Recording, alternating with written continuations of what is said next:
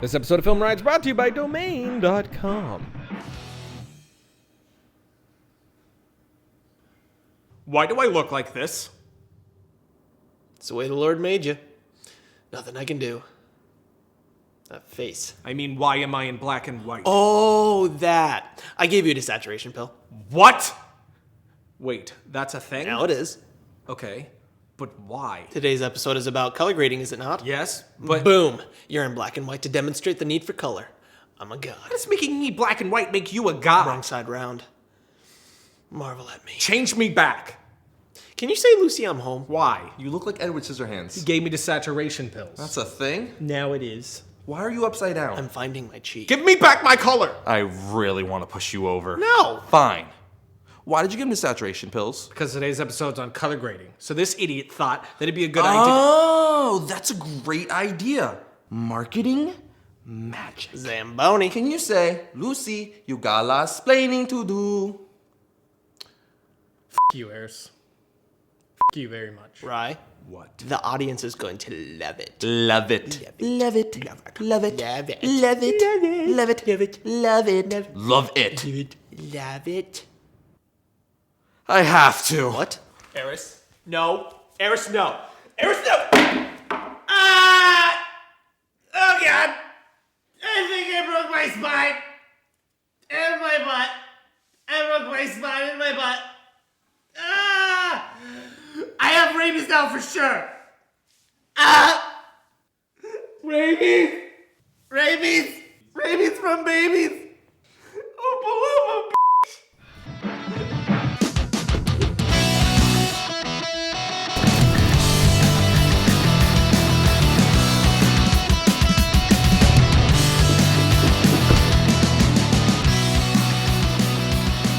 Welcome to Film Riot, the show that takes from the straight effect techniques, going to some of your favorite Hollywood films. I'm your host, Ryan Conley. Is this going to wear off? No idea. Host the show. You're a disease. Okay, now that's me. An incurable disease. I love you too. Not incurable. I could kill him and bury him in the backyard. That's a cure I can hear you. to his disease. Fill a barrel full of acid like in Breaking Bad. That could work. This feels real. What? The bumper! So first thing I'm going to talk about, because I can, is the color grading of the film O Proximity, which I didn't do in DaVinci like a lot of people thought. I actually did all my corrections and grading inside of Premiere using Premiere's built-in plugins, Magic Bullet Looks, and Colorista 2. I love DaVinci Resolve. It is an insanely powerful tool, but for me, too time intensive for the deadline I was on. So I did that right up in Premiere like a gangsta. Watch a dish like a gangster. Scrubbity scrub, rubbity rub with this opio. First, the question I get most about grading is when to do it. Color grading is the absolute last thing that I do. I do not touch it until the edit is completely locked. Of course, saying that the edit is completely locked is comical because I never stop tweaking until that thing is uploaded. So I guess it'd be better to say I never start grading until I can successfully lie to myself that the edit is locked. But first, it starts with color correction. This is where you go through your entire film and balance it out. This is a great practice that I honestly don't always do.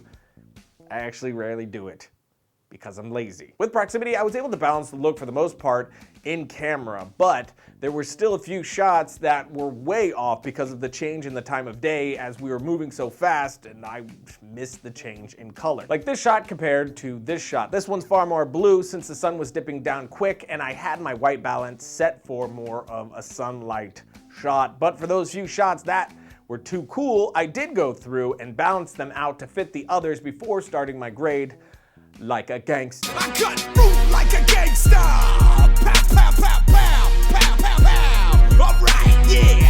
Then I eat it cause it's yummy. Yummy in the tummy. Y'all know, one more. once I had that done, I started in on my shots, and I already have a general grade to work from. Another thing I always do early on before my edit is locked is I'll grab a shot or two and do some test grades to find the look I want. So by the time I get here, I know what it's going to be. I use these test grades to show people who will see the rough cuts so they know the end look, and for my composer, I like him to be able to see the final color so he knows the exact tone. But since I have that test look all set up, I'll copy paste it to my first clip, and nope, doesn't work at all. Each scene will be totally different unless you are using a light meter and really taking the time to set everything up. Each scene might be balanced to itself, but it will be completely different than other scenes. So what looks good here looks like complete crap here. So we will need to start from scratch, but we will use this test shot as our reference to match the style and tone. So first, I'll drop on Magic Bullet looks from Red Giant, which no, Red Giant has nothing to do with this episode or proximity. Gotta get that out of the way to stop this guy. He's only saying that because they're paying him to. Sell out. There's nothing in there. But to start off, I often add exposure, tweak that a touch one way or the other, then curves to bring up the highlights a bit, maybe crush the blacks just a touch, get it to a nice point, not push too far. Then since I'm going for a very desaturated look, I'm gonna toss on saturation, pull that down a bit. Now, since I also want some grit to it, I'm gonna add pop, which does something similar to unsharpened mask. If I jack this up crazy high, you can see the effect that it gives. It gives kind of an edge, makes it edgy. The Edge, Anthony Hopkins and Alec Baldwin. It's a movie. This is fun. I'm having fun. Next, I'll throw on three-way color corrector, add some blues to the shadows, use the mid-tones to bring some skin tone back in. Then I'll bring in another instance of curves, tweak a little bit more, then add something like light flex, which will add some light into the shadows, dropping the overall contrast, and I'll also use it to push a bit of warmth back into the shadows here as well. I'll use this and diffusion to help push my film look overall. The diffusion is used to bloom the highlights a bit, softening them across the image. 'Cause I'm a gangster. We be knocking on the door, knocking on the door, let us in, knocking on the door, let us in.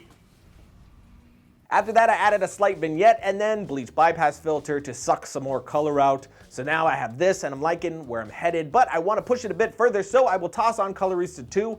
I really dig its contrast control, so I'm using it almost entirely for that. Then a Luma Curve, which is a plugin that is built into Premiere, and I will toy with the contrast just a touch more with this, and I have my final look. Here is the before, and here is the after.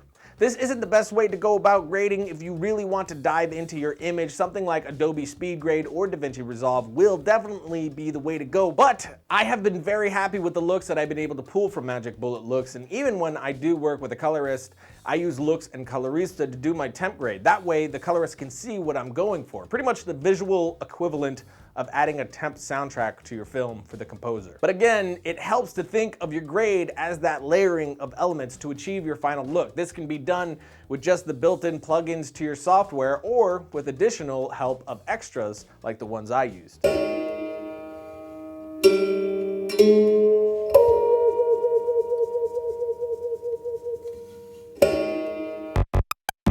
Domain.com is the place to go if you want to get yourself a website because you want a website. Right? What kind of website? Whoa. Ryan? Very aggressive. Any kind of website. Josh? Any kind? Any kind. My God! Yeah, so if you're looking to make a website, you need a hosting plan, you need a domain name. Domain.com is the place to go to do it. They got that reliable and affordable hosting plan. reliable. It is. And they got the domain discovery service, so if the name that you want is taken, it will give you a list of ideas of other names, which is just glorious. Like Joaquin Phoenix. He is quite glorious, yes. So use the coupon code FilmRiot at checkout if you want to get yourself 15% off the already very affordable services. So affordable. It's so affordable. It's so aggressive that I'm getting a little bit nervous. Go to domain.com, use the coupon code, because when you think domain names, think domain.com. Knock, knock. Who's there? Domain.com. They're at the door. Yeah. And you better answer it. Yeah? Ding dong ditched ya. I'm out of town. Okay. Oh, boy. Logo. The sun can be a real son of a bitch. I'm talking about the spherical shot ruiner in the sky. On an outside shoot like Proximity, it can become a real pain in the balls trying to keep continuity in the lighting on a cloudy day when there's clouds and then there's none and then there's clouds and then there's none and then there's clouds and then there's none. It could take a lot of time holding to wait for the clouds to hit to get the look you want, which for proximity, I didn't want a direct sunlight look. I wanted a dreary, overcast look, so there was a lot of waiting for clouds, which didn't help our shooting schedule, actually. But there was one day of the shoot that we had no clouds for the first half of the day, which was Todd's side of this scene. We had already shot Josh's side 2 days before, and on that day we had perfect overcast, but when we got to Todd's, straight up sunlight, yo. But this was an easy fix thanks to this bad boy, a 5x7 diffuser I got from Digital Juice. Little pause there for dramatic effect. Did you hear that? Boop! That was not at all an interaction. That was just you making a noise. But I'll take it. It comes in a pack of reflectors as well. Usually it goes for about $400, but when I looked for this episode, I actually also tweeted it out. It had a deal going for about $99. I don't know if that deal will still be going on when this episode goes up, but it'll be worth taking a look at. That was so weird. Collecting ourselves. Anyway, I just had 2 crew members hold the diffuser up to block the sun off Todd's face and then had them walk with him when he moved up towards Josh. Problem solved. And you don't even need to spend money to get this fix. A white sheet from your house will do the trick just fine. It's also a much more pleasing look. The shot here with the strip of sun on Todd's face is distracting and ugly. But diffused, the light is looking great on him. Much nicer on the eyes and much more pro looking. Because you know I'm a gangster. Eat a pixie stick like a gangster. Lay it down, be like.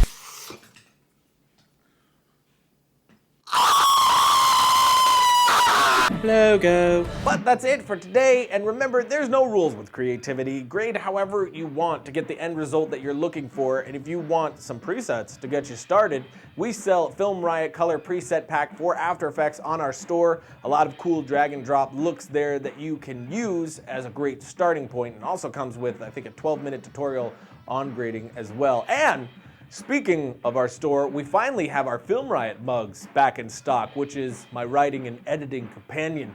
Fill this baby up with some tea or coffee and just sip away into Creativeville. And finally, if you didn't hear, Monday challenges are back. We are doing a music video challenge right now, so check out Monday's episode right here to get all the details. We are giving away over $1,000 towards licensed music from the Music Bed, thanks to our friends at the Music Bed. So definitely jump on that, and I'll see you guys next week when I hopefully don't look like I'm from a Tim Burton movie.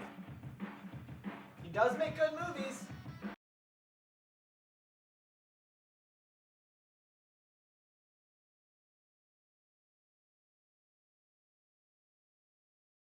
Oh, seriously, Al? We're joking that I got hurt, but I really got hurt. That's fun. Riot, my foot!